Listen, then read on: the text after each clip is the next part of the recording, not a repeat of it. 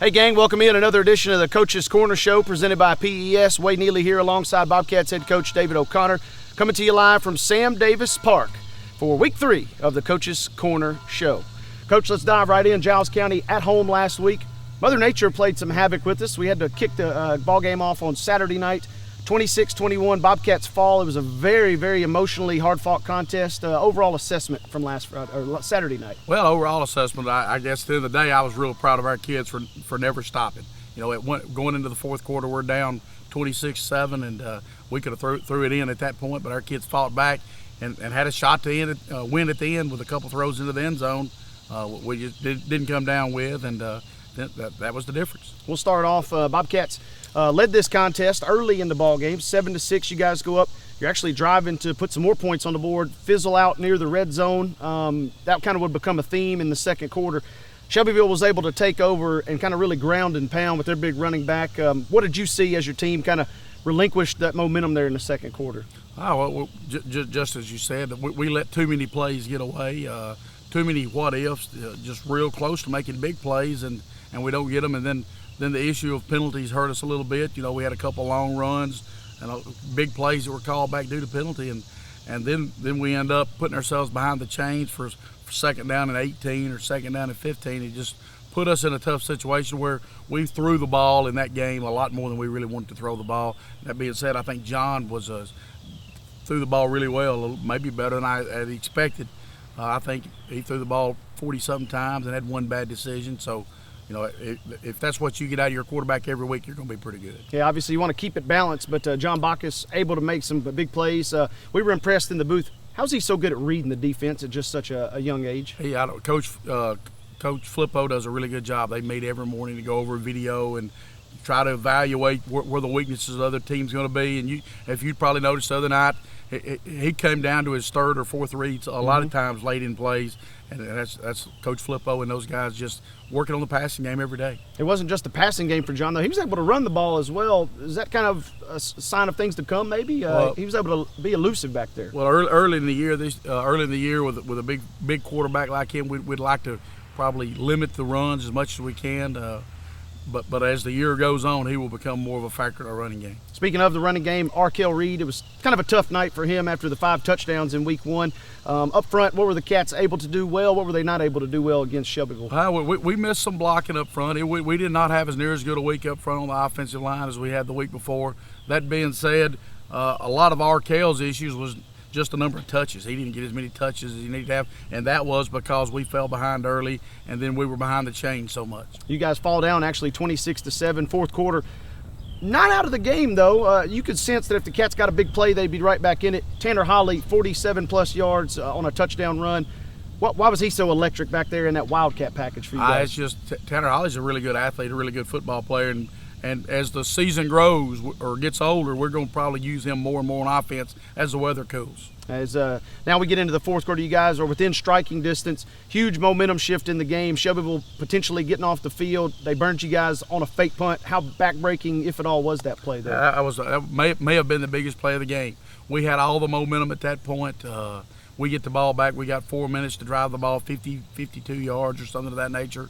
I felt like, you know, we for sure take control at that point if we get off the field, and you know, they made a good call and a good play, and we had some reads going on that just took us out of play. How about the gumption, if you will, of your defense, though, able to rebound and force not only 3 stops but a 4th stop to get the ball back on the turnover on downs? That was a really good job of getting off the field and giving our offense a chance, and we come back with a minute 30 seconds, some odd seconds, and we had a couple shots into the end zone. Matter of fact, we had moved the ball all the way down to about the 8-yard line and had a penalty that brought it back. If with 20 some odd seconds, we would have had it first and goal on the 8, and I would have felt pretty good at that situation. We just another big play right after that. We take a sack. I don't know if it's a sack. I think he might have gained a yard or two, but just letting the clock run, it hurt us right there as well. You guys were watching those seconds roll off. We were freaking out in the booth. I can only imagine what was going through your mind. You're able to clock it, though, with just under 2 seconds, get that final play off before the game's over. That's right. Gave us one more shot at the end zone, and with our receiving core and our quarterback, you know, we still got a chance. And And we threw it up, and I don't know if anybody else noticed. I'm on the sideline screaming on the last play. The guy, Shelbyville, picks it. He throws the ball down in the end zone. Ball's never the game was never stopped. The officials were just sitting watching, waiting for somebody to recover the fumble.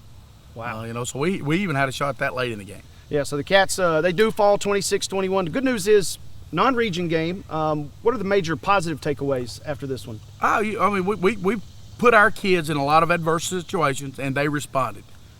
We fell behind. We didn't come out. We did not play our best game. We still had a chance to win. Now, we didn't win, but we had a chance to win, and our kids fought their tails off the entire fourth quarter trying to make it happen after such a bad start. And I guess maybe the next most important things, we came out of the game without any big injuries. No big injuries for the Cats, which will be huge, obviously, as we'll talk more about Lawrence County coming up this week. Special teams, kind of that hidden factor of the game. We wanted to really limit Shelbyville's return yards. How would you grade your special teams unit? It wasn't as good as I'd hoped it would be. Now, they did not get any big return yards, but at the same time, there's too many times we gave them ball out around the 50. We need to make them drive 70 yards for a touchdown or at least 60 yards. You give them the ball at midfield, that's a 50% shot they got to score. Going back to the offense, big plays were the theme in week one. Why were those big plays not there? I felt like there was about 3 big plays that were just off the fingertips type plays. KJ Ziegler missed one that he's sliding through here, coming in this direction one time in the third, and then one time earlier in the game, it was just over his head going to the north end. We were so close to just a few more big plays, they could have made a whole difference in the game. That we got it in Columbia, we didn't get this past week. I felt like we probably should have saved some of those against Columbia. I was going to say, now, was it somewhat nice, though? You get to work on those prolonged drives in the event you do need to chew up some clock. At least you got some practice in that. We definitely got some work in that, and I think we're improving at that. And I told you, I guess, a week ago, that's what we've got to work on the most, get to where we can put stack plays together and put it into long drives. Good deal. Well, Coach, thank you for the recap of last week. Sit tight, folks. We're going to preview Giles County and Lawrence County. Cowbell game is on the road this year. We'll be over in Lawrenceburg on Friday night. Bobcats head coach David O'Connor, Wade Neely. We'll be back on the other side of this timeout. This is the Coach's Corner Show presented by PES.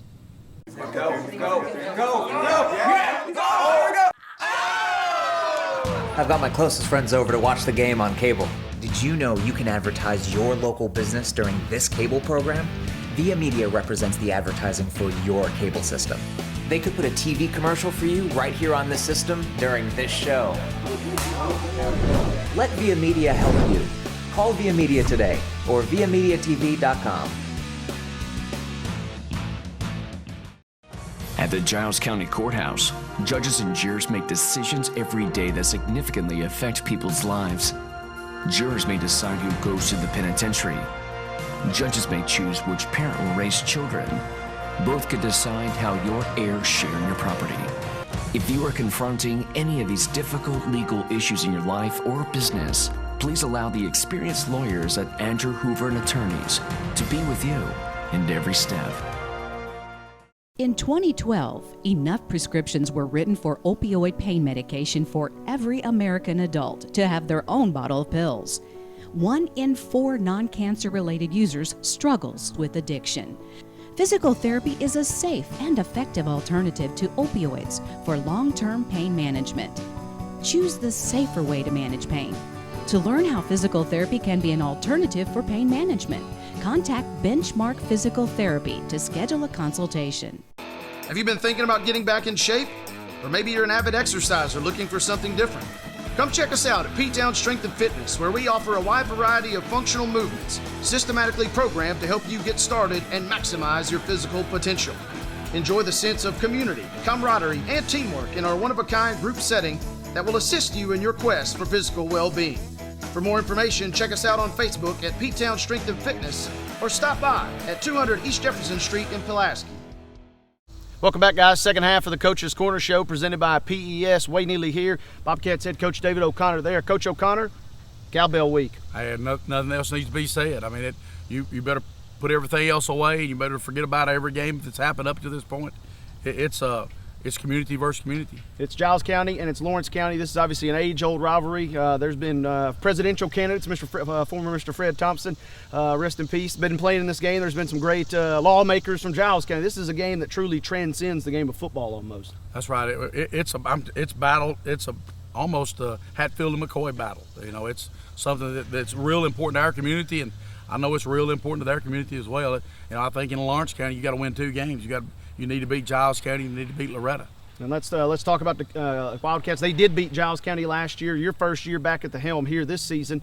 What have you stressed to your kids, or what have they maybe even stressed to you about how important this game is? Oh, every one of our kids, you can tell the focus to detail that they've been working. They worked with yesterday at practice, and how important this game is that they bring the cowbell back home. It's going to be a big one Friday. Let's dial into some matchups now. Lawrence County, when we say that name, it automatically conjures what in your mind? A wing T offense. They're going to be smash mouth, come right at you. Here we are. Stop us if you can. Coach Marston and his bunch has been together for an awfully long time. As far as continuity goes, seems like Lawrence County is going to be dialed in on the same page Friday night. They will definitely be on the same page. You know, they even got Trent Garland back. When I was here the last time, we lost to him once, and it was because of Trent Garland, and he's back, and he's helping them, you know, bring a little bit of that college experience back. So it's going to be a big contest for us. First road game of the season for the Bobcats. Any concerns about your routine? How do you diagram that first road trip of the season? Well, you know, fortunately, we did get a couple in the preseason, a couple road games that were a little tougher than this one. This is one of those road games that if it's within 30 to 45 minutes, we pretty much dress just the way we're going to play. We can put our helmet and our shoulder pads. We take it to the stadium with us so that we don't leave anything here. And our pregame for Lawrence County, that'll be 20 minutes away on a bus, 25 minutes away on a bus, is almost exactly like it would be if we're playing a home game. Yeah. The only good thing is, or the best part is, we don't have to get everything else around us ready. You know, you don't have to get the dressing rooms ready, the field marked, all that type of stuff. So in some ways, this game for that type of thing will be easier. Let's talk now about the Cats' adjustments from week 2 to week 3. We saw the tough loss to Shelbyville here at home. Biggest adjustment you'd like to see out of your bunch going into week 3? I just could continue to compete and maybe start this week better than we did last week. We start the game. When we played 3 quarters, it felt like we had no energy. 4th quarter, we brought great energy when we thought, oh man, we're about to get beat. Then we decided we're going to play hard and try to win this thing. Well, let's start that way. Now, we started that way against Columbia. Mm-hmm. If we start that way this week, then I feel pretty good about the Cats. Lawrence County, they come into this contest 0-2. They had a really tough one against Shelbyville week 1. Kind of a weird game where they started last Friday and then the weather kind of delayed them for a long time. They wound up getting shut out by Lincoln County. What have you seen on tape out of this bunch that gives you cause for concern? It's the normal tough Lawrence County football team. I mean, I think Coach Morrison, they kind of breed that over there, that our guys are going to come out, we're going to out physical you, and we've somehow got to try to match that physicality. Speaking of that physicality and that wing T offense, let's talk about the Bobcat defense. Gave up a couple big plays in the running game last week. This is kind of a different animal, though, going from week 1 and even week 2 last week against Shelbyville. What adjustments are you going to make defensively to try and combat this wing T offense? Well, we're still working on defensively. And our motto to our kids is do your job. You know, don't try to overcompensate and help somebody else with theirs. Just do yours. If we get 11 guys doing their job all at the same time, we're going to be successful. Saw multiple defensive fronts from the Cats last week. Saw 3 men in the defensive line. Saw 4 in the defensive line. Is that still kind of a work in progress week to week? It is. We kind of just slung. Coach Haynes does a good job of the defense, and he's got a lot of different things he likes to work on. He just kind of slings it out there, and we work on it as we need it. Secondary, not going to be tested through the air a ton, but they still got to keep their guard up, I would imagine. Oh, for sure. They're going to have one wideout out there that we've got to defend all the time in that wing T, and they throw to him quite a bit, a lot more than you would have expected. They're going to throw a hitch, a slant, a fade, just enough to keep you honest. Let's talk to Cats offense now. This week, is this the week the Cats try and get back toward that 50-50 as far as run-pass balance? That's always our goal, and according to how the flow of the game goes, sometimes you can end up more run heavy or pass heavy like it did last week. Special teams, finally. Lawrence County, decent kicking game usually, it seems, over the years. They've already booted a couple field goals this year. Cats have yet to even attempt a field goal. What's the focus on the special teams unit this week? Again, on the special teams, our goal is every time we return a ball is just have the ball. You know, make sure you have it. We want to be as safe in the special teams as we can be. eliminate any fakes. You can bet that with Shelbyville faking one to getting a first down, there's going to be 2 or 3 more teams try that now because we are susceptible to it, obviously. And, that's our goal on our punt return is not allow a fake. When that play's over, we have the ball. Any concerns about focus? This is kind of one of those weird weeks, kind of like the homecoming week where you don't want to get too amped up. What are you going to say to your team this week? Well, keep everything in perspective. It is just another one of the games on our schedule. But to our kids, this is the game on our schedule.